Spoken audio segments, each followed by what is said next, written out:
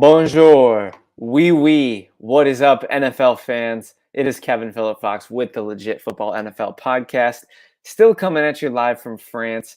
We have a fancy little French trip here that we got going on, and I'm in the next location of France, so I'm coming at you live from the next location, and I am with no one else. It's a unique situation here, but there's no one else I'd rather be joined by than with my longtime friend, producer, collaborator, singer, the producer, Anthony Weiner. Anthony, how are you, my friend? I'm great. I'm excited. Hell yeah. I'm ready to talk football. I yeah. have my baseball jersey on again. What's up with that, man? You're really misrepresenting the show, man. I just gotta represent Detroit. I love that, actually. Good for you, man. You gotta bang the drum for your hometown. I love that. We have the GOAT graphic designer Thomas Bray in the chat. Thomas, how are you? Let me shout out Thomas really quick. He's a great Twitter follow, especially if you're a Carolina Panthers fan. His Panthers tweets are A1. He's got great NFL tweets too, but his Panthers tweets are A1. We also have Armand Mosin, who's just the GOAT fan in general. Not sure if anybody could ever have a better supporter than Legit Football with Armand. So Armand, with his signature "Hey Now," just brightening up the chat as he always does. Anthony, are you as excited to talk football as I am right now? Absolutely, yes. Dude, we have a super sick main topic for you. We've been going on a crazy creative binge lately because it's the dog days of football. So we have to get creative with our main topics. Today's main topic, we're ranking our best positional groups in the NFL. So we're looking at units on specific teams and positional groups where we think are the best top tier in the league. Now, when there's a best, there has to be a worst. Those are not for today. We will be getting to you with worst at a future date because we know why would we miss the opportunity to piss off a bunch of football fans? That's like the best part of sports media, is just angering fan bases, right? But without further ado, I say, Anthony, what do you think we dive into our legit headlines? Yes, my good sir, the legit headlines. And we are kicking things off. Anthony, do you want to throw that up on the ticker for me, my friend? Martin Emerson Jr., cornerback for the Cleveland Browns, is being hyped up as a potential breakout candidate. The Athletic's Zach Johnson writes that he wouldn't be surprised if Emerson is regarded as GM Andrew Berry's best draft pick by November.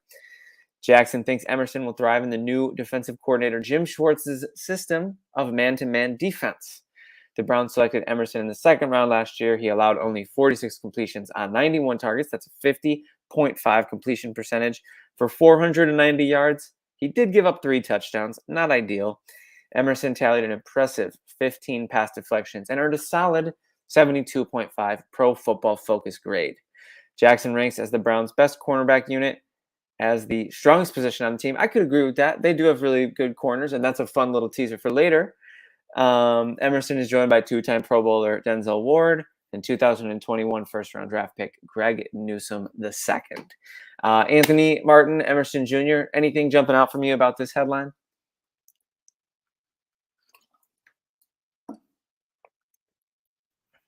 Yeah, out of every cornerback in that class, he stuck out to me personally. And now to see him hyped as a breakout candidate, I'm like, I saw it coming. I think he just needed to, get used to the way of the NFL, get used to the way of how professional football works. And then now here's his chance to be like, okay, I've played some games. I'm ready for it now. And I like his athleticism a lot. He has a good size for the position. I think he'll fit in good with the Browns. Yeah, man, I like your analysis. I think the Browns' cornerback room is definitely a contender for our later discussion. And Martin Emerson Jr., players like him, their breakout dates, cornerbacks are not always as great as you think they're going to be as rookies. Cornerback is the kind of position that takes some time, takes some development. It's a steep learning curve in the NFL. So players like Martin Emerson Jr.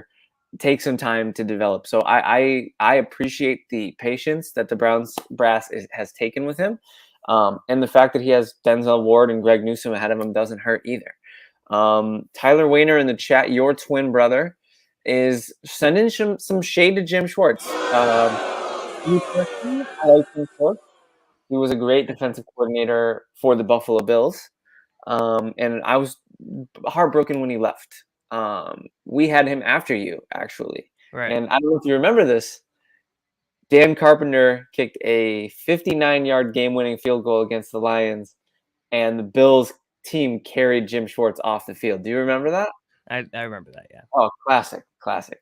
Thomas in the chat, if y'all want any quotes posted, let me know. Dude, we're gonna have hot takes all episode. If anything jumps out to you, just tag it.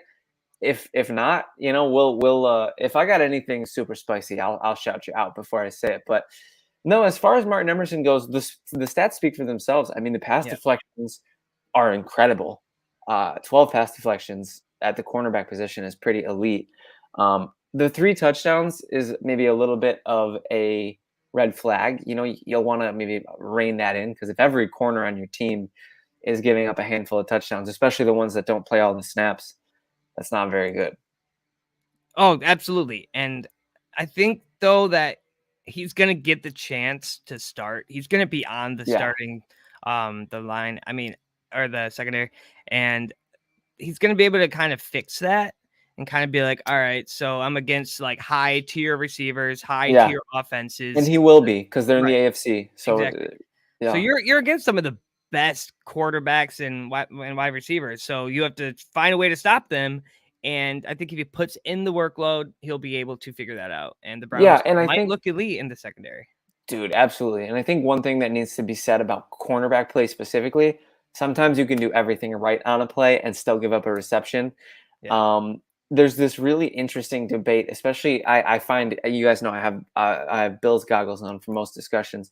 There's this really interesting debate about certain cornerbacks. Like there was a player named Levi Wallace who was undrafted, didn't really have a lot of athletic traits. He signed with Pittsburgh since, but Bills Mafia hated him because he gave up a lot of completions, and a lot of people said, well, that's the way that the defense is designed, keep everything in front of you.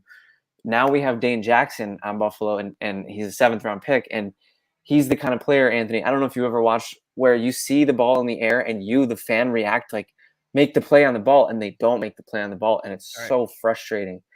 And so I'd much rather have a guy who is like Sauce Gardner or Trey White, who's a little grabby, but who's going to force more incompletions and maybe get more penalties, than a guy who's not aggressive at the catch point and gives up too many catches.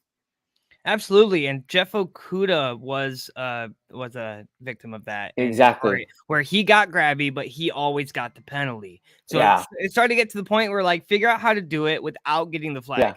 And then you've got it. But he never could. Right. Now let's see how it does in Atlanta. Look at Sauce Gardner. Caused a lot of pass interference calls. Yeah, Sauce Gardner has clearly just mastered the art of not drawing penalties. And meanwhile, you have corners like Trayvon Diggs who don't get grabby and get burned. He's got the picks. I love Trayvon Diggs. He's got a great game. Yeah. But he gets burned a lot. And he's always at the top of the league in picks. He's always at the top of the league in yards given up. So cornerback is an interesting position to evaluate. It's an interesting position to talk about. And that's why I'm glad we talked about it. I think that's a great place to wrap up the Emerson discussion. Shout out to Armand for the Spaceballs reference, I believe. May the Schwartz be with the Browns. I believe May the Schwartz be with you is a Spaceballs reference. I have to, Armand, confirm with me in the chat if I got that one right. Our next legit headline, Justin Jefferson is likely to become the highest paid non-quarterback in NFL history. No surprise. This insight comes from ESPN's Kevin Seifert, who adds that there isn't much disagreement on the scale of a pending deal. The debate will be over the number of years. Jefferson appears likely to ask for a shorter-term deal in the 3-year range, which would allow him to sign another extension before he turns 27 years old, which that's the position you want to set yourself up in if you're a young player. Per Seifert, the Vikings naturally would like to lock him up as long as possible. Currently, the highest paid non-quarterback is Aaron Donald with an AAV of 31.67. And the highest paid receiver is Tyreek Hill with an average annual value of $30 million. So, Anthony, pretty interesting stuff with the Justin Jefferson conversation. And I think that it's absolutely paramount that they lock him up. And if I were them, I know they have a couple years to do it, I would do it sooner than later. Yeah, absolutely. And if you're going to move on from Kirk Cousins next season, because that's been a conversation, and you can find a quarterback that can allow Justin Jefferson to be even better. I'm not Right. Kirk Cousins is bad because he's not. He's a good Right. quarterback. And but if he can get a young guy and develop with him, Minnesota could look scary in the NFC North. And I think that with the success that they had last year, a lot of that was on Justin Jefferson. And so if Yeah. there's a quarterback that isn't Kirk Cousins who could develop with the age of Justin Jefferson, who's still pretty young, I think that that could be huge. And paying him this much money, and probably for the next 5 years, I'm not sure what the contract is going to look like. It's probably going to be pretty long. If it's for the next 5 years, then you want a quarterback that can develop with him. Kirk Cousins he's older. He's a veteran. You know, it'd be better to have a younger quarterback with a younger receiver being paid that much. But how do you decide what quarterback is worth throwing to your $500 million wide receiver? You know, Yeah. you have to decide who's going to be throwing the ball to this receiver that we're paying this much money for. And I think that's a huge conversation. But right now they want Kirk to, they want Cousins to, they see some chemistry there. And so I think that might be the case if they have a lot of success. If Jefferson has a lot of success, Kirk Cousins is there to stay. Honestly, I don't think you're wrong. Shout out to Tyler. As much as it hurts, Cousins and Jeffersons are going to explode. I think we can all agree there that Cousins and Jeffersons are going to go off this year. Jeffersons. But I do want to say really quick that it's an interesting conversation to be had. And you brought up a really good point, Anthony. Do you pair Justin Jefferson with a young quarterback and risk wasting years of his prime while a quarterback works through their growing pains? Or do you just say, bite the bullet, Kirk Cousins is better than, better than just any bum off the street, or better than any 19-year-old kid who, can't even legally drink yet? Like maybe it's better to just stick with the chemistry that you have and try to capitalize with building a good defense around them. Right. Adding more weapons. This is a year where Alexander Madison is set to break out. They have Jordan Addison, the upstart wide receiver. They have pretty good coaching. I think close wins, one-score wins. A lot of people like to say it's luck. It is, but it also is coaching. Yeah. So do you bite the bullet and say, I guess we'll keep Kirk, even though he's not a top 5 guy? He's definitely not a bottom 5 guy. So it's a pretty interesting conversation, Anthony. And you made some good points about the rookie quarterback. It sounds like that's the side of the coin that you're leaning on. Is that correct? No, No. that might be the bias in me because Kirk played for Michigan State. So there you go. There's that kind of hometown connection there. But I mean, I like Kirk Cousins. I don't like Minnesota because they're division rivals, but the analyst in me says let Cousins play. He said in an interview that he is not done anytime soon. Yeah. And I think with him he's able to get the ball to Jefferson. He's able to make those throws. And even if he does underthrow him, Jefferson has the wingspan of an eagle and can go get the ball. You know, so I think that stick with Kirk. I mean, that's the side I'm on, but I love this conversation. I'm actually getting kind of giddy about it because it's such a fun, narrative to talk about with a non-quarterback getting paid this much money with a guy named Kirk Cousins. It's fascinating. It's changing the NFL. And I love to see it. I want to see the market explode for everyone. The more the merrier as far as money goes. Like power to the players, power to the people. That's always my drumbeat. Thomas, appreciate the hot take. Kirk is too good to let walk. There's a lot of rumors, and in Legit Football, we've reported on it. It's not certain that Kirk is going to get extended after this year. It might be the last year of Kirk Cousins in Minnesota. It appears that Anthony is not currently with me. I think he's coming back. I'm not too stressed about it because we can rant on this all day. Thomas, so you think Kirk is too good to let walk? If I were the Vikings, I would test the market on Kirk Cousins. I would see how cheap an extension would be. And if it was like crazy, if it was like something that I couldn't stomach, I would try to trade him. He's back. Anthony is back. We have a comment from Armand. In my opinion, if the Vikings let Cousins go after the season, they should consider trading Jefferson. His value is very high and could help the Vikings build around a young QB and Addison. I am so sorry, Armand, but I don't agree. No, I don't either. I think when you have blue chip prospects like Justin Jefferson, you do everything you can to hold on to them. He's an Aaron Donald level player. Everybody knows he's the best receiver in the NFL, and he's 24 years old.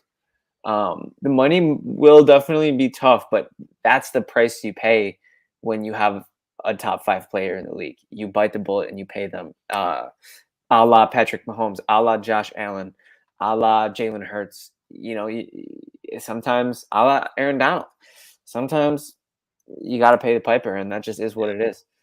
Thomas, the chat is live right now, you guys. I can't tell you how much Anthony and I appreciate the love. The chat is live. Thomas, I begged for the Panthers to trade for Kirk before we traded for Baker. Yeah, and there was a time when Kirk's value was lower where you could get him, but he went out and had a pretty good year last year. He was a Pro Bowler for the NFC. He was dicing teams up. He took them to the playoffs. Shouldn't have lost to the Giants in the wild card round. That was a disappointment for them. If you're if you're an all-pro quarterback, you don't lose that game. And then Tyler, let's remember what happened to Diggs when Cousins stopped throwing to him. That's a fair point. Diggs' career did kind of explode a little bit. Yeah, that's the thing with Kirk is he's this good. He's just not this good. Yeah. And if you want to win a Super Bowl, you really want your quarterback to be this good. This good quarterback doesn't usually win the Super Bowl. There's a handful of them: Joe Flacco, Brad Johnson. But I digress. We have had a fantastic discussion about the Vikings and Justin Jefferson and contracts and quarterbacks and Kirk Cousins. We have Patriots running back Rhamondre Stevenson, formerly of my dynasty team in our league, Anthony. I flipped him for Saquon this offseason. ESPN's Mike Reese writes that Stevenson is the clear-cut number 1 option at running back for the Patriots. The signals coming out of New England are that Stevenson could play a near 3-down role. Mamma mia, would that be huge for fantasy? Stevenson totaled 1,461 scrimmage yards, 1,040 on the ground, 421 through the air, and 6 touchdowns on 279 touchdowns last season, despite only starting 7 games. 279 touches is elite usage. If that goes up, mamma mia, Rhamondre Stevenson stock to the moon. New Patriots offensive coordinator Bill O'Brien has historically preferred a workhorse at the position. The Texans, when Bill O'Brien was their head coach, ranked 6th in rushing attempts from 2014 to 2020, and he used Brian Robinson and Jahmyr Gibbs in those workhorse-type roles in his time with Alabama. The running back depth chart behind Stevenson is mostly unproven. Pierre Strong, 2022 third-rounder. Kevin Harris, 2022 sixth-rounder. Ty Montgomery, 68 carries over the last 4 seasons. NFC North legend, Packers legend, and J.J. Taylor, who had 10 carries last season. Anthony, what are your thoughts on the Rhamondre Stevenson hype train? Yeah, I'm on it. It was last Wednesday during 30 Minutes of Football. Our man, Brian McFadden, hyped him up big. He's high on him. He said, dropped him in fantasy. He predicted he could be a running back 1 in 2023. That's what he said. I could see it. Yep. Yeah, and I listened to that, by the way. Fantastic episode. Oh, good. By the way, just throwing that on there. Great episode. So Rhamondre Stevenson, I think, could be at least top 5, especially with their issues at quarterback. They're going to be riding that run game. And Brian said this too, I'm quoting him, he fits the Patriots narrative. He does. He's a Patriot, big time. He's Patriot way, right? Yep. That's what they say. Exactly. Those freaking Patriot fans. Those Bostonians. Yeah, no, I love Rhamondre Stevenson. I've had the biggest player crush, fantasy crush on Rhamondre Stevenson since he was a rookie, behind Damian Harris. I was just waiting for him to get his opportunity. I like Damian Harris too, don't get me wrong, but Damian Harris is more of a bruiser. He's more of a between the tackles runner. Rhamondre Stevenson he is a banger. He can lower the shoulder and run between the tackles, but Rhamondre Stevenson has chops in the receiving game. And that's the big thing that separates him from the average fantasy football running back. He had 1,000 yards on the ground last year, almost 500 through the air last year. And like we said, he only started 7 games. Anthony, this guy, he could be the RB1 in fantasy, not just an RB1. He could be the RB1 if he has the kind of explosive type of year that it's potential that he could have. Now, I do have to defend myself. At the start of the offseason, there were rumors that the Patriots were looking into Bijan Robinson, which was why I traded Rhamondre. I was very afraid that the floor could fall out from under him. I do believe that they're in on Dalvin Cook as well, for whatever that's worth. But hopefully that doesn't happen, because that would make this whole entire conversation null and void. But the off-season chips have fallen where they have fallen, and Rhamondre Stevenson's stock is as high as it could possibly be. So if you can sell high, I actually got Saquon plus in the trade. I traded Rhamondre Stevenson for Saquon and I think Brandon Cooks or something like that. So I don't regret it, but I think it's worth keeping Rhamondre Stevenson for now just to see if that workload. But Anthony, never forget, Bill Belichick is known for Bellatrix. He's known for messing you up with backfield. Kevin Harris is going to get 30 touches game one, and fantasy community's their brains are going to come out of their ears, right? Yeah. That's just how this goes, right? It is. No, absolutely. And when he was doing that well last year in the games that he did play, I tried everything I could to trade for him in Dynasty, pick him up on waivers if he was available. He never was. I even started a redraft in the middle of the season just so I could draft him. You just wanted some Rhamondre shares so bad. I had to. And so there's you know the app Prize Picks. Oh yeah, I love Prize Picks. Not a sponsor. I was betting on Rhamondre Stevenson's over every week. Yam it. It was happening because he was it was underwhelming to the point where it was like he's going to break out eventually. I could just see it. I could just see it. And so this season now going into 2023, when he is going to be their starting running back, he's going to break out. He's going to get those yards and probably going to score a lot of touchdowns. And I think he's going to be very explosive. I love this from Thomas. I feel like the new NFL litmus test is asking what someone thinks of Rhamondre. Yeah, I mean, if you first of all, you got to know the name and you got to know the profile and you got to be in on him. I think he's the hotness right now. And like I said, I traded for Rhamondre actually at the end of last year to try to secure a chip. Spoiler alert, it worked. Got my chip. But now, I have an older dynasty team, so I wanted to keep I just keep the wheels turning, Anthony. You're in my league. Anthony gets like 3 trade offers from me a week. I'm a psychopath. I can't rest. I'm addicted to trading. So part of me regrets it because I love Rhamondre and I'm so high on him, but I also love Saquon. So I digress. But Anthony, what's the ceiling for Rhamondre this year? Is it the overall RB1? Oh, can he be the overall RB1? I want to say yes, but there are other running backs out there who McCaffrey, could outperform. Jonathan Taylor, Josh Jacobs, Austin Eckler. There's outperforming qualities out there, and not only do you have to be a good running back, but you have to be better than the other good running backs. Right. I don't think he will. I'm thinking maybe 3, 4, 5, top 5 for sure, but I can't say running back. I could 1. see I'm him gonna say his ceiling might be 3. I like that top 3. Top 1. I mean, McCaffrey and Jonathan Taylor and Josh Jacobs and Nick Chubb and Austin Eckler, they're all huge contenders. Breece Hall, if he's healthy from week 1, they're all huge contenders to be the overall RB1 for the season. I think Rhamondre is right up there, but maybe a little bit. He's maybe in the next tier, so maybe Rhamondre is like in the 6 to 8 range as a ceiling, and then I don't see any world where he's not a top 15 running back. No, definitely not.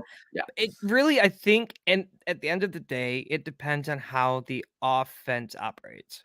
Yeah, it depends on the workload that he receives. Yeah, and thankfully, Bill O'Brien bangs the drum for featuring his RB1s heavy, so that's a good thing. Ready for our last legit headline, Anthony? Let's do it. Last but not least, another one of my dynasty darlings, man. Jaguars expect significant improvement from running back Travis Etienne. Jaguars running backs coach Bernie Parmalee, I believe it's pronounced, said that he expects more consistency out of Etienne in 2023. He wants the third year back to focus more on patience instead of looking to hit the home run on every play. An emphasis has been placed on better understanding of blocking, angles, and leverage. In 2022, Etienne totaled 1441 scrimmage yards with 1125 rushing and 316 receiving with 5 touchdowns on 255 touches, which is an average of 5.7 yards per touch. That's pretty elite. Week-to-week consistency, however, was an issue as he averaged 4 yards or less per carry in 8 of his games, which That's just not going to cut it. 4 yards is kind of the barometer. You want to be consistently above that. So the fact that he was under that in half his games, not great. Jaguars head coach Doug Peterson recently told reporters that he's noticed an improvement in Etienne's ball carrier vision and that the 2021 first rounder is primed to build off of last year. Anthony, first thoughts on the Etienne news? I like that word consistency that you said at the beginning of the article because he wasn't. And if he can work on that, and I like how you said that he needs to be consistent versus trying to get the home run ball Yeah. every play. Yeah. And if he can do just that, he has the athleticism to be productive in that spot, in that running back spot. I just think, go for the first down, go for the 4 yards that you need, and then let your offense figure the next 3 downs out. I think when he was in college, he got so used to breaking through everyone, but now you're against NFL defenses. It's going to be different. It's going to be a lot harder. Take the easy way and let the team play. Let the coaches coach. Let the offense operate. And to do that, you have to be consistent. Yeah, and I think ball carrier vision is such an important thing to emphasize here because a player like Dalvin Cook is a perfect example. You can see if you can see the hole, it doesn't matter how hard you hit the hole. That hole is there for you. And if the hole is big enough and you can hit it hard, you should. But it's more important that you get through the hole than it is that you score a touchdown on every single play. Because if you are so focused on scoring a touchdown on every single play, the chances that you miss the hole are higher. So ball carrier vision is a great emphasis for Travis Etienne. I love that you pointed out his profile as a home run hitter in college at Clemson. And yeah, he's Travis Etienne. I mean, like I said, he's a dynasty darling. I have him on my team. I'm sure we all remember the play when Jacksonville was mounting their comeback against LA in the playoffs. And remember Peterson drew up that beautiful play where it was like a sweep to Etienne. That's the kind of play, and he exhibited vision on that play. But I mean, I think you or I could have picked up that first down with the blocking and the play design. But he still took it the distance. He made that massive run on. I think it was 4th and 1, and those are the kind of plays where if we could see that from Etienne all the time, and he puts it together that consistently, he was already pretty good as a pass catcher. 316 receiving yards in his first full year as a starter. That's pretty solid. I think we could see Etienne. Etienne could be a top 5, top 10 fantasy running back too, Anthony. Absolutely. If he can fix his lack of consistency, he could be a top 5. I mean, I was a fan of him when he got drafted. I'm excited to see him play, but this might be one of the best running games if he can fix his consistency. I think that what I like the word significant improvement, and the only way to get that is to be coached into it. You could take 1,000 snaps at running back, but you improve with ball carrier vision, with taking the play, not the home run. And I think that that's really important, especially for this offense, which is starting to look very, very good. And they kind of exhibited that in the postseason victory against the Chargers. Absolutely, yeah, and I mean they kind of crapped the bed against Kansas City. Unfortunately, that was a pretty big disappointing. It was. Loss. I was excited about that play. They played good throughout that game, but Kansas City's a hard team to beat. Oh, they're Kansas City. I mean, freaking Mahomes, man. Anyways, I digress. No, the ETN stuff, I'm definitely excited about ETN. I'm glad we talked about 2 of my favorite dynasty running backs, and they're both on my team in our league, so I can flex that. I am a good GM and I know what I'm doing clearly. Anthony, are you ready for our main topic? We are ranking NFL positional groups, and I think, oh, there it is. There's the beautiful graphic by our own Thomas Bray. So thank you, Thomas, for that beautiful graphic. And I wonder, I wonder if we're gonna put the Bengals and the Dolphins and wide receivers on our list today. Should we just get it out of the way? I think we should just get out of the way because everyone knows it. Yeah, why don't you kick us off and pick which one you want to gush about, and then I'll gush too, and then I'll pick the other one. I'll gush about that, and then we'll move on with our segment. I want to say, just because this was kind of you think Joe Burrow, and he's a much better quarterback, I think, in the grand scheme of things.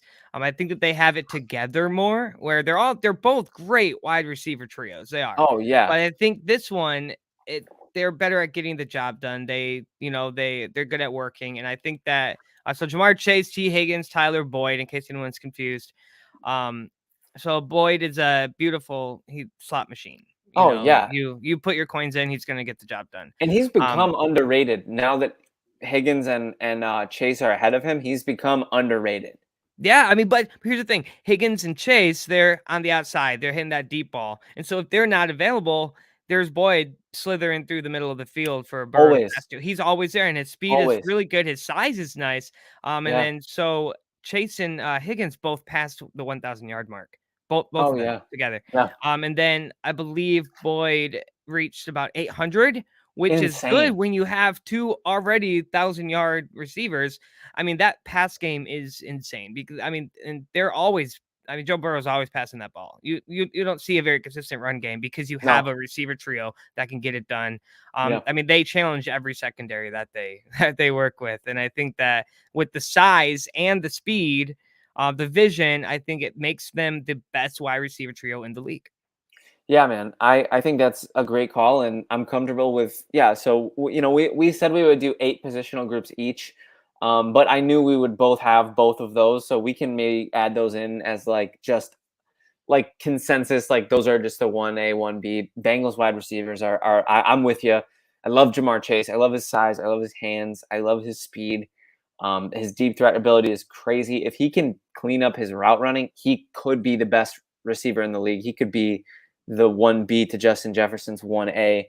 I have Chase right now in my lower half of my top 5, maybe the 4th best receiver. Higgins, massive, great hands, great contested catch receiver, which is just so important. And we saw that in the playoffs. I believe he caught a tough touchdown against Kansas City that almost sent the Bengals to the Super Bowl. But again, like we just said, Kansas City, they do what they do. Right. So, you mentioned that Jamar Chase being number 4 in your best, but it's you take strawberries. He might have been 3. You take strawberries, they're just strawberries. You take cheesecake, it's just cheesecake. But then you put them together, you have strawberry cheesecake. So I think, and then Tyler Boyd. Tyler Boyd is the graham cracker crust. Oh, the graham cracker crust, exactly. So you have this the 3 ingredients. They work so good together that it makes it a better meal. So you're not eating these ingredients all at once; you're enjoying them all together. And I think fantastic really metaphor, my friend. Fantastic metaphor. That really changes things, I think. Thank you. Yeah. So that's obvious. That's consensus. I'll jump in. The Miami Dolphins have one of the best wide receiver groups ever. So right up there with Cincinnati. They're 1A, 1B in the league, I think. I think there's no question. I don't think anybody would disagree there. Tyreek Hill I think he's a top 5 weapon in the league. I didn't put him in my top 5 receivers, and I almost got canceled for it. I have him as 6, and I think he's a phenomenal weapon. He's dangerous with the ball in his hands. He's a good route runner. He's still a good receiver, even though, a lot of people will say he's just blinding speed and yada yada. Shout out to Armand, who is now craving strawberry cheesecake. Thanks, Anthony. Now everybody, all our viewers just ran to the Cheesecake Factory. So, and then they got Jalen Waddle, who coming into the NFL, I just prayed he didn't go to the Dolphins. I did not want him to go to the Dolphins, but his game is very similar to Tyreek Hill's. He's got the speed, he's got the hands, he's a great route runner. He's so good, just like Tyreek Hill, at tracking down deep balls. The two of them last year, they made Tua Tagovailoa, who I used to make fun of, called him water pistol arm. They made this dude look like prime Tom Brady. And I think also Tua is better than we thought, and I think he had real weapons now. But and Chosen Anderson even, which we were so caught up talking about Hill and Waddle that we forget that this guy can go deep. He loves the sideline catches. I think Chosen Anderson is a really good addition to. I have a lot more he's the kind of they're carrying the weight here. You know what I mean? Right. Absolutely. If we're doing the trio, I think Tyreek Hill is the peanut butter, Jalen Waddle is the jam, and then Chosen Anderson is like stale bread. Stale bread. Yeah, he's. I'm not. So we got Cincinnati, the strawberry cheesecake, and then we got Miami Dolphins wide receivers, the peanut butter and jelly sandwich. Yeah, peanut butter and jelly sandwich. I love what we're doing here. So far, so good. Ant, do you got anything to say about Miami before we go on to our next positional group? Yeah, I just think because Jalen Waddle has become one of my favorite wide receivers to watch. And what I noticed about Oh, him, Tyreek Hill could beat him in a race, right? oh For yeah. sure. I mean, it'll be close, but he'll beat him. Tyreek Hill could beat But everybody in a the race in thing the world, about, yeah, the thing except for about Usain Waddle, Bolt. his strides are on time. Where Hill, it's like he's Mhm. fast, but Waddle's on time. And I think when I'll watch him just book it down the field, and just the way that he is hitting each stride perfectly with how the ball is thrown, he catches it right on the numbers. Sometimes Tyreek Yeah, Hill, he has to reach, he has to dive, he has to jump up, but Waddle just has to keep going. And I think that adds a lot to do with how like effective he is, not only fast. Like I said, big fan of Jalen Waddle. I'm excited to see Tua pass to him. So I hope he stays yeah, healthy so we can see them, dude. really We play. until I'm blue in the face. I'm a Bills fan, and what's bad for Miami is usually good for me. But I'm praying we see a full season of Tua Yeah, Tagovailoa this year, me not too. only for the health of the man, but just for how crazy that passing attack can be with a 17 game slate of Tua. So, sending great thoughts over there. And what's your next positional group on your list? The Detroit Lions offensive line. Okay, I can Yep. dig that. I So can we dig that. have Panay Sewell is amazing. yeah. Love So Ragnow. this offensive line has Taylor Decker, Panay Sewell, Frank Ragnow, Jonah Jackson, and then the right guard spot is still being fought over by Hala Puli and Graham Glasgow. And so I think that those aren't household names, but they're young guys with They're room for good. development, with room for improvement. But the Decker, Sewell, Ragnow, and Jackson, that just rings a bell that says this team's going to have protection. This is going to allow Jared Goff to really get that ball out. It's really going to let David Montgomery and Jahmyr Gibbs really find holes. Yeah. The tone is set in the Campbell offense. Yeah. And it's going to become a deciding factor while winning in 2023 is how effective can this offensive line be? But it's set. And now that they have such an offense that's so efficient, the last 10 games of last season, this was a top 5 offense. Yeah. And so looking at it that way, this might be one of the best position groups, top 5 best position groups in the NFL right now. Yeah. And so that I wanted to get them in early because I want this to be important. I want it to be thought about because Yeah. we're all going to see it. It's kind of been like I support underrated that. for a while. Yeah. But Panay Sewell being picked where he was it was a beautiful pick. And then Yeah. Taylor Decker and Frank Ragnow are both incredible Pro Bowl Yeah. offensive linemen. So this is really cool to see happen in Detroit. What are your thoughts? Having a good offensive line is so important. I can't stress that enough. And it's the kind of thing that you don't realize how important it is until you don't have one. And you're watching your quarterback run for their life all the time. You're watching your running backs get stuffed for 2-yard losses every play. It's the kind of thing that like you don't want to take it for granted. It's like I'm trying to think of a good metaphor here. Something that you don't notice if it's doing its job, and you notice it too much if it's not doing its job. Yeah, I don't. absolutely. You might have to come up with a metaphor on that one, but I love the pick. I have a quick question for you. Quick question for you. Okay. Yeah, there was no homerism there. I respect your pick. Do you have any Bills positional groups on your list, or should I get mine out of the way now too? I We can do just do our actually. I homer. do. I do You do. have Okay, Bills then I'll running back. save my Bills for later. Say Okay, cool. again. All right. All right. Wait, did you say what it was, or do you No, want to no, hold that, or no. okay? I'll let you know if it's the same thing. Okay. It's probably the same thing. Thomas But I coming want to in hear your clutch. A good offensive line is like AirPods. having good AirPods. They're charged. You know where they are. They're not lost. They're in their case at all times when you need them, and when you plug them in, they just play the right tunes at the right volume. I I was love gonna that. say it's like an old fashioned.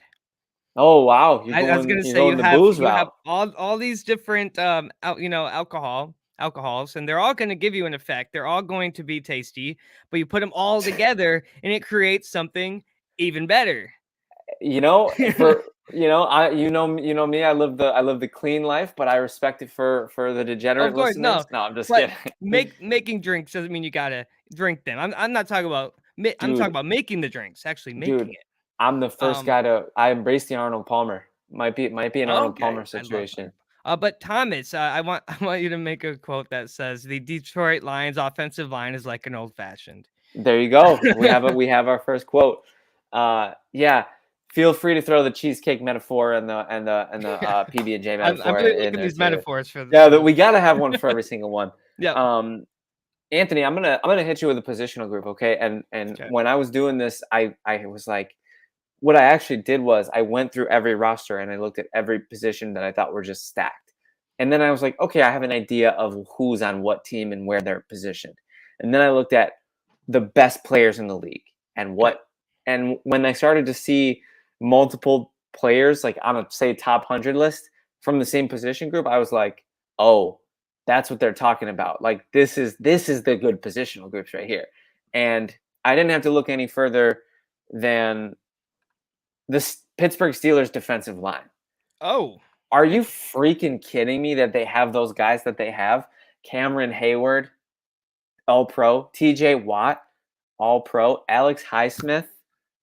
That defensive line is so stout and it's so unfair that they have all those players all at once attacking the other team's quarterback. And people forget this because Buffalo's been like this and Pittsburgh's been like this, but right. Pittsburgh whooped Buffalo in week 1 in 2021. And the main reason that Buffalo lost was because they sacked Josh Allen like 9 times. It was crazy. It was insane. And it was Hayward, it was Highsmith, it was TJ Watt. Like TJ Watt alone makes that position group like contending. But then you also have an all pro like Cam Hayward, and it's like that's a no-brainer. Yeah, I that honestly that one surprised me. I don't think I would have put that on my list, but now that you mention it, it's like maybe I should have. Yeah, I just like they're such dogs. I actually kind of want to like look because I remember thinking that I was really impressed with everything, like not just those 2 players. Those are the 2 that I'm really, really banging the drum for, but they have other guys too. I'm gonna pull up the depth chart right now. I do think a lot of quarterbacks did struggle against that defense, and that's a Oh big yeah, reason why. I mean, even if they didn't get sacked, there was pressure. I remember that pocket being closed often against the Pittsburgh defense, and I think it's being overshadowed by the lack of offense. So I think like we're watching Pittsburgh, it's like okay, oh there's my no goodness, points on the board that we forget to watch the defense and how yeah. effective the defensive line is. I forgot so many names. They have Alex Highsmith, T.J. Watt, Cameron Hayward, Keanu Benton at nose tackle, Larry Ogunjobi at defensive end. All those guys are like high caliber players. Then just for depth, they have DeMarvin Leal. They have Armand Watts. Yeah, that team is unfair. It's unfair. I'm gonna say that the Pittsburgh Steelers defensive line position group is like one of those lawnmowers that has it's not like one of those push mowers, but it's like a riding, and it also has like 2 extension things, and it like clears all the grass at once. Like if you're mowing a Okay. normal lawn, it's three paths and you're done. That's a lawn because that's how they get to the quarterback, like a lawnmower, like a really good lawnmower. 0 turn. Thomas shouted me out. There it is. Look at Thomas, we need you, bro. We need you in the chat at all times, man. You keep it on fire. Armand, you're a little quiet right now. You're usually the king of metaphors. I need you to step it up. Thomas is lapping you right now. So I want Anthony, to stick to defensive line though. And it's the Philadelphia Eagles great defensive line. choice. Absolutely. So you have the additions with Jalen Carter and Nolan Smith, and you already know where this is going because they are both great players, or at least great. Yeah. In our minds, are going to be right. Yeah. Pass rushers, like Hassan Reddick, Brandon Graham, Josh Sweat, all with double-digit sacks last year. Insane. And then of Insane. course Jordan Davis. Yeah. And just these names Stud. on paper and on the field, just it makes you think, wait, is this the all-pro team? It's like, Yeah. no, it's not. It's one team. It's also the Georgia Bulldogs, but Literally. it's one team. And I think that this is, if not the best position group out of all of them, at least defensively. Yeah. And it's I just think like that's a unit that lost Javon Hargrave. Like Yeah. that unit is still great, even though they lost Javon Hargrave. They and still have we thought that was Fletcher gonna be like a Cox. shot in the arm, but They still have Brandon Graham. It's insane. As it's just an insane unit. Great call. Anthony, give us your metaphor. What are they? Oh, I didn't even think of one. Let's see. Have you ever put like two cereals together in a bowl of milk Oh, and then put sugar okay. on it? It's gotta be like one that like what do you think? Is it I'm talking about like honey bunches of oats, where it has like all the different kinds of stuff in it. okay? Um, and then you put in a bowl of milk, then you sprinkle sugar on top, and then maybe Yeah. have an orange or a banana to You know what I spice like? it You know up. what I like? I like cereal and sugar, baby. I like that team. That team's defensive line is like cereal and sugar. I love that. Just Oh keep it yeah, simple. love it. Because combining the cereals, you get a little. I No, love I me meant some. like honey bunches of oats. How there's like 4 different kinds I in see. the same cereal. Crunch berries, right? Like Yeah, exactly. I There's love me like some crunch multiple berries stuff too. in there, but sugar on Dude, top and some and with a nice glass of tall orange juice, and you've got sh- the Philadelphia Eagles defensive line. sugar on top of cereal is one of my favorite things. Oh Like yeah, absolutely. Cheerios or Honey Nut Cheerios. Oh, insane. Good call. Good call. I I want love. to hear your next one because this is fun. I think this is getting interesting. Here we go. We got the goat back in here. We were missing you, Armand. I'm glad. I hope you heard my call to action. The Eagles are like cereal and chocolate milk, so good and deep in flavor. I love that. Yeah, so I'm gonna keep it moving here, and I'm gonna go with I'm gonna take it back to the offensive side of the ball because we were shouting out wide receiver groups, right? And rightfully so. Miami and Cincinnati were the first two that we brought up, but Anthony, we cannot sleep on the Seattle Seahawks wide receiver group. Oh We no. cannot sleep on DK Metcalf, Tyler Lockett, with the addition of the best wide receiver in this year's class, Jackson Smith and Jigba. I think that the Seattle Seahawks absolutely deserve a shout out here because of I love Tyler Lockett. He's been a fantasy machine. He's always a top 15 option, and he's always left for dead in the offseason. He always gets drafted in the 7th round, and he's a wide receiver 15. He's wide receiver, he's a top 15 wide receiver every year. So Tyler Lockett, put some respect on his name. And you can quote that, Thomas. DK Metcalf is a great wide receiver. He's got the size, the speed. He's one of those freak athlete, run in a straight line. I'll never forget the chase down tackle of Buda Baker. That was incredible. And then Jackson Smith and Jigba, JSN. I mean, you throw him in your slot, allow Lockett to work outside. Man, Anthony, that is a powerful, powerful trio of receivers. Oh yeah, absolutely. And especially with the addition of Smith and Jigba, I think that I was high on him going into the draft. I was watching a lot of film from him, and I really liked how he looked. And I'm like, you know what, a team that needs a receiver to join 2 other already great receivers, they're gonna pick him up because I think he's gonna tie it all together. I have a Yeah. metaphor for this one myself. And Yeah, it's I like actually Armand's. Armand threw a good one in there, and I'm gonna amend Armand's. He said the Seahawks are like Rice Krispie treats. I'm gonna throw in with the M&Ms on the top, uh, because I was gonna you say just need more because layers. But let's see what start Anthony has. Yeah, Starbucks was made in Seattle, right? And I love I it. think that a nice caramel macchiato would fit this wide receiver I'm group with it. because you have the 3 ingredients, you mix it all together, and it makes you go fast. I And will take that. I will. I love Armand's, and Armand, you did a great job. But Anthony just came with the heat. We got to go with the Seattle Seahawks wide receiving core is like a caramel macchiato, but it's got to be iced it's got to though. be Starbucks, iced caramel macchiato from Starbucks. Yes, I love it. I love it. Yeah, Ant just snapped, man. Like I that was impressive. Shout out to Ant. Ant, you are up, good sir. I have a fun one. We're gonna go back down to Miami Let's go. and talk South about Beach. their secondary. It's good secondary. It's a damn good secondary. It is. So we have Jalen Ramsey, Xavier Howard, both all pro. They're veterans. But then you have Javon Holland joining them at safety, He's gonna have a who's breakout year on defense. absolutely. Yeah, So Howard and Ramsey, they're both household names, and they've already been effective when it comes down to shutting down any offensive scheme. yeah. Javon Holland can stop the deep ball, and I think that having all these guys have their own little specialties, I think that can really stop offenses. Now, here's a name that I don't know if you're familiar with. Brian probably knows it. Cater Cole went undrafted last year from Cater Texas A&M. Kohu? I think it's pronounced Cater Kohu, right? It's Cole. It's like Kohl. Oh, was it? I thought it was okay. Or it might be. I'm not sure. But he went undrafted from Texas A&M last year, made 13 starts in nickel, and brought in 72 tackles, 5 for a loss, and 100 defended passes with an interception. Good player.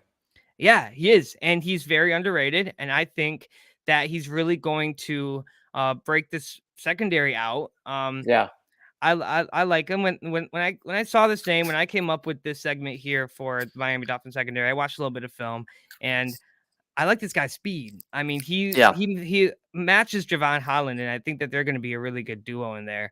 But yeah, and I think that when they picked Cam Smith, their first pick of the draft in the second round from South Carolina, hearing these names with young guys with potential, mixed in with veterans, I think that this secondary is going to be explosive.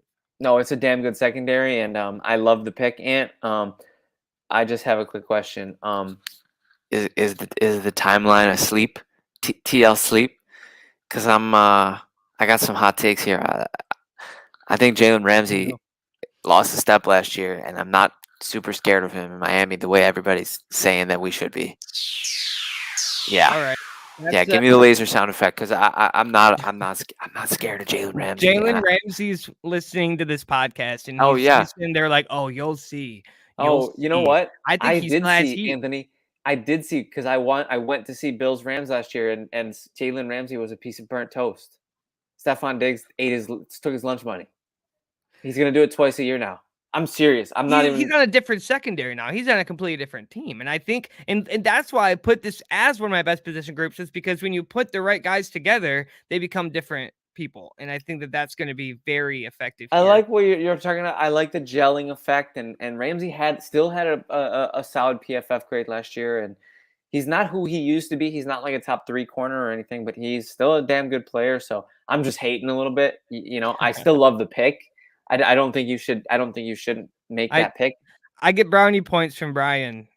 Oh yeah. For picking them twice. This is a pandering move. Secondary. so here's what we have to do, and we have to do. The Dolphins secondary is what? I think the Dolphins secondary is a continental breakfast from a hotel. Oh, continental breakfast. A continental breakfast from a hotel. And Xavier Howard is the waffle from the waffle maker. And Javon Holland is the omelet with the jalapeno peppers, fresh spring jalapeno peppers and onions. And Jalen Ramsey's the toast that you just left in a little too long. He's burnt toast. Oh, ouch. I'm sorry. Right. I'm slinging some hatred. Yes, you are. No, I love the it. pick. The Dolphin secondary is great. I love the take. Continental breakfast. You like that? I do. I like All right. You know what? I've been waiting for you to go to upstate New York for your pick, but you haven't. So I'll do it. I was gonna let you do it. I'll put the homer hat on. There's a positional group in Buffalo that somehow manages to be. Can I guess before to see if I'm right? Yes. Okay. Is it the Bills running backs? No. Believe it or not. Okay. All right. No. Do you like the Bills running backs though? Do you have them on your list? Okay. I'm excited to talk about that because I love the Bills running backs too, but I don't know if I'm ready to put them on this list yet, but I appreciate that you are. I'm going to go with a positional group for the Buffalo Bills who have 2 All-Pros, who have made the Pro Bowl almost every year, who have been together since 2017. And last year, we lost one of them for the year, and the other one we didn't lose in a game in the regular season that he played in. I'm talking about the Buffalo Bills safeties, Jordan Poyer and Micah Hyde, 2 All-Pros. Good names. They're 2 of the best defensive backs in the AFC East and in the AFC, and they play within 6 feet of each other at all times. Their chemistry is incredible. Micah Hyde is a great center fielder. Jordan Poyer is a dog. He plays pretty well up close towards the line of scrimmage. They're both not afraid to make the big hit, which is what took Micah Hyde out for the year last year in the game against Tennessee week 2. People just completely forget. Look at Mike. Shout out to Mike. Mike Earhart. We appreciate seeing you on here, Mike. We talked about the Browns defensive backfield at the top of the show, and we mentioned that they would be coming back. So we'll get into them for sure in a little bit. But thank you for commenting. Feel free to comment all the time. We love talking to our commenters. Yeah, I just don't think there's any question about Hyde and Poyer. Anthony, what do you think about that? I like this pick. I like them as safeties. They are both quick, athletic. They're good size for their position. I think that the defensive play calls have a lot to do with a lot of success they have I because agree. they're always put in the right place You're right. for the right time, and they're Yeah. they're able to make those plays, and they're able to shut down a lot of these offenses. I Yeah. think they hold the Bill secondary up, and I think Yeah. cornerbacks is kind of something that you have to address. But when there's Yeah. I not agree. much happening in the cornerback room, the safeties can step up, and I Yeah. think they being I don't know if I'm ready to call them veterans yet. Oh yeah, Probably you can call them can. veterans. Yeah, So you have two they're veterans up. both They can pushing 30. right. It's fair. They can mentor the young guys going up in that position, and I think that that's Well, it. yeah, and that's the important thing to bring up is LA Rams safety Taylor Rapp just signed with Buffalo this offseason, and people think he's the successor to Hyde and Poyer, and that makes that positional group even better because he was a great safety for them. So Right. I'm going to say that Micah Hyde and Jordan Poyer are chips and salsa. Nice. That's just easy Chips and money. salsa. You can't go Chips and wrong salsa. One of there. my You favorite can't go wrong with chips, foods. yeah. Two of my favorite players. Chips and Especially while salsa. watching football. Right, literally. I think we should discuss the Browns defensive backfield. Is that on your Um, list? You ready to do that it? No, there's a comment, and I would love to address it. Oh yeah, So I'm super let's comfortable. because I like it. We'll circle back to your upstate New York one, Yeah, but I love talking I about the Browns did put defensive the backfield. defensive backfield for the Browns on my honorable mentions. So Okay. they were here. But I want to hear your thoughts first. Hell yeah, dude. Denzel Ward, former first round pick, Greg Newsome, former first round pick, Martin Emerson Jr., who we talked about at the top of the show for 10 minutes. This defensive backfield is unbelievable. One of the best positional groups in the NFL. Hands down. I love Denzel Ward. He's the engine. Greg Newsome is solid. Their safeties, Anthony. Remind me who the Browns have playing safety for them. Actually, I'll pull that up because off the top of my head, Okay. the While you do that, yeah, I do want to bring up the pressure that we see a lot with the Browns defensive backfield. And I think that when they work together, there's a lot of success. But yeah, I feel like a lot of them, they're trying to get those solo tackles. They're trying too interesting, hard to make the big play. interesting. That's my thought with the Browns defense, because how many points were scored against the Browns? I wish I had that stat up, but a lot of points have been scored against the Browns, and I think they are big play, big hitter guys, and I think that they Oh, and have to, yeah. we got two guys at the safety position that have slipped my mind that are just dogs. You're looking at Grant Delpit, Oh, of and you're course. looking at Juan Thornhill. Oh yeah, of course. Both solid players. Shout out to Mike for got a new one, a very good one. You're right. The safeties are very good, and Absolutely. yeah, Grant Delpit has I been he's been heavy on oh my yeah, mind when it comes to young guys. And I'm yeah, wow, like that's amazing. I think the Browns do need a linebacker. I yeah. can name a couple names, but I'm a fan of Owosu Koromoa's game. He's a Notre Dame guy, so I always root for Notre Dame guys. same. Anthony Walker's okay. Taki is good. That nobody who's like super special. If they had like an X factor guy, like a true elite linebacker. They did go out and pick up Zadarius Smith. He plays more of a defensive end style, but he does sometimes pass rushers are called I linebackers. think picking up Smith was the improvement that they needed, and we have talked about this Yeah, before in legit headlines when he was picked up. I yeah, think that that's going to be a very important addition. He knows the game, yeah, so there's a lot of young guys in the linebacker room, and I think that he'll be able to really hold them up. yeah. I like it. I like the Browns defensive backfield, Browns and defensive backfield is um like a when you're walking dogs and you have one leash, but it has like seven leashes. because they're the Browns, the dog pound, and they all got that dog in them. Who's leading it? Who's leading the dogs? Denzel Ward, Okay. 100%. He's an all-pro corner. I love Denzel Ward. Nice. And I got 2 more. How many more do you have? I have 2 more as well. And one of them Buffalo running backs? Yeah.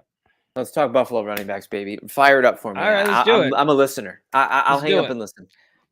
Bills running backs. I think that this was an issue last year. The run game, it was being talked about. It was like, hey, like, you got to get the run game going. Like, Josh Allen and Stephon Diggs were too busy shining that there wasn't anything going on in the run game. And I think that now there's a lot of familiar names, but I think James Cook, I think he's really going to Baby Cook. he's going to really show up, especially He's breaking out. If his brother comes and joins him, that's going to be scary good. Like, and it's going to be fun to watch. It's going to be a beautiful story. They can make a movie about that. The money is tough. I just that's the only thing about Dalvin Cook is like if he would come and play on a vet minimum deal, I'd take him in a heartbeat. I would scoop him up so fast. I just don't I don't know if Buffalo can make the money work at this point in the offseason. And then you have Damian Harris. And I like Damian Harris. I do. He's a bruiser. I like him in New England. Yeah, yep, yeah, absolutely. Me too. Naeem Hines and Latavius Murray, they are good for being backups. Great pieces. If you need them, they're Hines, there. Return man, Murray, just veteran insurance. Exactly. So you have a good group here, and I had agree. to bring that up because personally, I like this group of running backs for the Bills. I know you do because you actually were saying. I remember we did a Hall of Fame or not show, and you actually were like thinking about Latavius Murray. You were like, I wonder. I personally don't think he's going to make it to the Hall of Fame, but you like him a lot. You like his game. I do. Yeah, he gets it done when he's asked to. Yeah, he's a stud. And he's in the latter stages of his career, so I don't know how much longer we got. He might just be in Buffalo for a year. But Baby Cook and Damian Harris as a 1-2 punch is scary because Baby Cook is the finesse. People don't know this, Anthony, but Baby Cook led the NFL in yards per carry last year with 5.7 yards per carry. That's crazy. That's impressive. I will miss Devin Singletary. I loved him, but I'm so glad Zach Moss got out of town. Not a fan of his. I have a hot take. Yeah. Dude. Devin Singletary, he decreased the production of what James Cook was capable of. Oh, I think that's. You know what? I like it. Yeah. Oh, you do? Okay, well that's good. Because Motor, I love Motor, and I always will. But he's like a 3 or 4 yards a carry like guy. Like he's like a go out, get the tough yards. He'll make the smart play. He's a good teammate. He was good for the locker room, but he's not explosive. James Cook is explosive. Right. And I just feel like if we went back and saw every time Singletary carried the ball, if we put James Cook in that spot, we would have seen a different outcome. Yeah, you're right. And unfortunately, he fumbled on his first NFL touch, so it delayed his opportunity until way later in the season. But he never fumbled again after that. So maybe it worked. Maybe the mind games of Sean McDermott worked. But I digress. I love the pick. Bills running backs. Anthony, you have a metaphor off the top of your head? Ooh, well, there's no, I can't say that I do. You know what? Chex Mix. Oh, I love that. I'm so here for that. Bills running backs are like Chex Mix. You have the what's the rye chip is Latavius Murray. It's an old snack. It's still good. Yeah. And then you have the Chex Mix, like the actual Chex. That's James Cook. The rice Chex is James Cook, and then you have the wheat Chex. And then you got pretzels. You got the breadsticks. Yeah, Chex Mix, the Buffalo running back. Forget about it. You nailed it. You nailed it, kid. All right, I have 2 more. We'll do rapid fire because we're pushing long on the show. Absolutely. I have San Francisco 49ers running backs. That's perfect. Me too. Oh, okay. Okay, sweet. Do I see linebackers there, or is that running? That's mine. I did San Francisco 49ers linebackers. Oh, we're sticking in San Francisco. So you did running backs, I did linebackers. I thought maybe we could combine the two. Christian McCaffrey and Elijah Mitchell are both studs. I used to like Elijah Mitchell as the RB1. Now the fact that he's the RB2, I just think San Francisco's running back room is phenomenal. I love Christian McCaffrey. He's the engine. Elijah Mitchell's a great change of pace if he can stay healthy. They both have some health concerns, so hopefully they straighten that out. But the San Francisco 49ers running backs to me are like a bacon cheeseburger. Ooh, Yes, sir. Elijah Mitchell's the bacon, McCaffrey's the burger. Nice. Yes, sir. I And like then the I like linebackers, that talk there. to me. Fred Warner, Yeah, stud. so absolutely. We got Fred Warner, Dre Greenlaw. Then they have depth in the linebacker room with Oren Burks, Flanagan Fowles, and Curtis Robinson, adding D. Winters and Jalen Graham in the draft. They didn't need linebackers, but they still added these guys who look like they could have potential. That's So what they now, do. exactly, and I think that with the depth they have in the linebacker, really just it makes the starting linebackers look and do better. I think that they're stacking and they're testing the ceilings. I love it. I absolutely love it. And so what are they? What 49ers linebackers are what? 49ers linebackers, they're a rack of ribs. Beautiful. A rack of We are barbecue just ribs. we're just Full dialed rack. in right now, Anthony. We're in mid-season form. I got one more left, and you went to linebackers. I'll go to linebackers. I got the Baltimore Ravens linebackers. Okay. Okay. Are you kidding me that a team in today's NFL that devalues stand-up linebackers so much, that a team somehow managed to get Roquan Smith Love and that guy. Patrick Queen? Insane. Yeah. They are the 1-2 punch. They're thunder and lightning. Roquan Smith, he's good at pass defense. He's a thumper. Patrick Queen, good at pass defense. He's younger. He's still got some developing to do, but I think he can be one of the best linebackers in the league in due time. And them as a 1-2 punch, they are, Anthony, a cup of coffee and a donut. A cup of coffee and a donut. They Great really way to are. start the morning. 10 a.m. on a Th- Sunday. There's That's no what you other want. better way. There's no better way. And we have your last one, and then was that your last one? I had the Green Bay Packers running backs, but it's That's just not Aaron bad. Jones and AJ Dillon. Jones and Dillon. I love Aaron They Jones. combined for almost 2,500 total yards together from the line of Yeah. scrimmage. So Jones can catch where Dillon can run, and I think that this makes them a really good duo. And as they look, because they're trying to transition away from Rodgers, so I think it's Yeah. going to be important that they lean on their running backs, and I think I that's agree. going to increase the workload for both of them. I think they're a Yeah. good duo. Aaron Jones can get the job done in the pass game, and AJ Dillon can get the job done in the run game. So you put those two running backs together, I think that they might be one of our top 16 position groups. Hell yeah. And I think we got a Reese's peanut butter cup situation where one's the peanut butter, one's the chocolate. I like that. All right. And Let's we go with nailed that. it, man. Well, we have one question from the chat, which we always answer questions from the chat. Oh, yeah. What about the Broncos and what Sean Payton brings? Mike, Sean Payton and the Broncos are the biggest wild card story in the NFL this year. They could go 10-7 and contend for a playoff spot. They could go 3-14, and we could see Russell Wilson being the worst trade acquisition in NFL history. So, Mike, your guess is as good as mine. Gun to my head, if I'm forced to make a prediction, I think it's somewhere in the middle. I think they're going to be like 8-9, middling, not make the playoffs. I think Peyton will have a good year. I think Russ will maybe show some improvement, but I don't think Denver's going to turn it around this year. The AFC is too competitive. Anthony, what do you think? Rapid fire. I think Sean Payton can create a team that could be capable of winning games. Postseason success, probably not.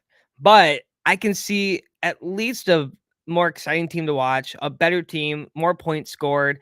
I don't see Sean Payton completely turning it around yet. And I say yet because I think there's room for work. I think that what happened in Denver last year was so bad that you have to pick up from the ashes and try to fix it the best you can. Bars. So Mike says, so true. We appreciate that, Mike. Armand, hilarious. The Broncos are fast food. Sometimes they taste good. Sometimes they taste just nasty. They're like Arby's or Burger King. And they're not good for you. They're like that guilty fast food. They're like that, like you regret it 20 minutes after you eat it. Because we all regretted watching the Thursday night football game last year. You all know which one I'm talking about. Broncos, Colts. Oh my God. I'm even thinking about it. I'm getting nauseous. Our friend Mike, we appreciate you jumping in. Yeah, he will try to make Russell Wilson his Drew Brees. I like the or try to. Yeah, yeah. Takedo from the top rope. He's like here. Gas station food. Takedo, we miss you so much. Thank you for being here, Takedo. It's the end of the show. And we miss you. We want you to come back to us. So we'll be here on Friday around the same time as we are now. So Takado says fast food, more like gas station food. I think I agree with that. Armand is bringing the hot take that gas station food is better than fast food. It's like It depends. it's like the overly greasy pizza that's been Yes. sitting out all day. Yeah, we've all eaten 7-Eleven pizza. Okay, there's no shame.